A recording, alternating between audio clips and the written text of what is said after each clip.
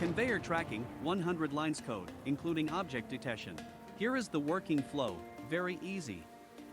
3 steps. 1. Object detection via opencv. 2. Object tracking via Euclidean distance formula. 3. Use the object list. Euclidean distance is the shortest distance between 2 points on the conveyor belt. And it is also the simplest distance formula in mathematics. So it's very fast. Here, 3 files: 1. Main file, conveyor.py, 2. Tracker, tracker.py, 3. Conveyor video, 1.mp4. The principle is to pass the deceased objects for frames to tracker, then compare the Euclidean distance of center points between 2 frames. If it is very close, it means they are the same object, else they are not. First, define an object detector via cv2.createBackgroundSubtractorMog2 method. Parameter history: the number of frames used to train the background. The larger the value, the smaller the learning rate and the slower the background update. Parameter var threshold: the variance threshold, which determines whether the current pixel is foreground or background. The higher the value, the lower the sensitivity. Then, define a tracker. The principle just mentioned is to use Euclidean distance to determine whether it is a new object. Well, we now define a video player and open the video. Read by frame: do a program protection first. When video is ending, then pauses and waits to exit it. Now, let's start processing the video frame by frame. First, object detection. To get the desired views, we use the function cv2.threshold to remove some noise first. Next, we need to clean the perimeter of the object to facilitate the detection of the clear object contour. Here, we use cv2.dilate function to expansion function zooms in inside and surrounding pixels of the object. Then use the cv2.erode function to shrink the peripheral details of the object. Now, we can get a clearer and more complete object view. Next, we use cv2.findContours function to find the contour of the detected object, and then put it into the detections array. Note that it will be renew each frame. Every time after the object was found, noise reduction and filtering must be done. Here I filtered out objects with an area of less than 400. Second, object tracking. We pass the correct object detection array to the tracker. After comparison and calculation, we can get the real object tracking list of the current time. Okay, now let's look at the tracker code. The tracker code only references a math package, so the algorithm is relatively simple, pure, and easy to understand. First, define a dictionary of center points to store the center coordinates of the all current objects. Second, define a global ID to label the object. Next, we look at the core algorithm, update, only one parameter, objects_rect.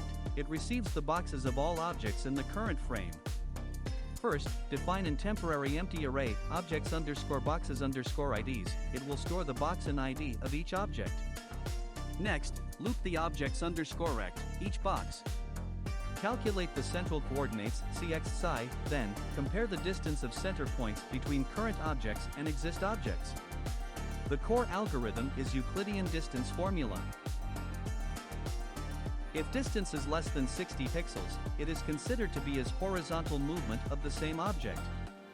We update the old coordinates to the new, mark the same object, and jump out of the current loop. Note that the distance threshold of 60 requires actual testing. When the is_same_object is false, means it is a new object. We need to add an ID plus center key value to the dictionary center_points, then append the box and ID of the new object to the objects_boxes_IDs array, and then increasing global_ID1 to prepare for the next new object ID. After comparing all objects, updating the global center_points array with the current array of objects means the obsolete objects were removed. Finally, the current array of objects is returned, then we get a new objects list. Then back to the main process. The third step is to display the tracking results, draw the box and ID on the frame. The whole process is over. The last, additional instructions, the interrupt and exit codes. Wait key, 100. 100 means the waiting time between each frames. If you want ImShow to display the same speed as the original video, you must change it. My video is 10 frames per second, so the waiting time is equals 1000/fps. Finally, don't forget to release the resources. Let's take a look at the effect, very interesting.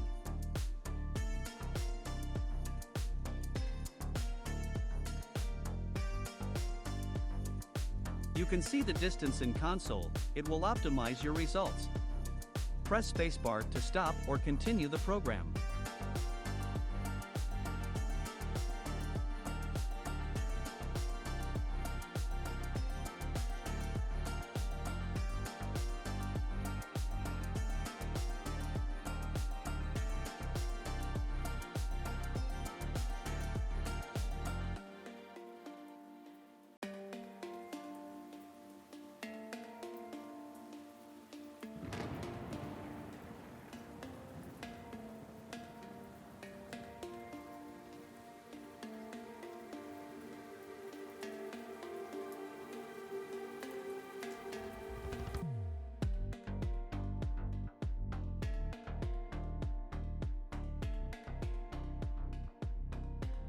Thanks for watching.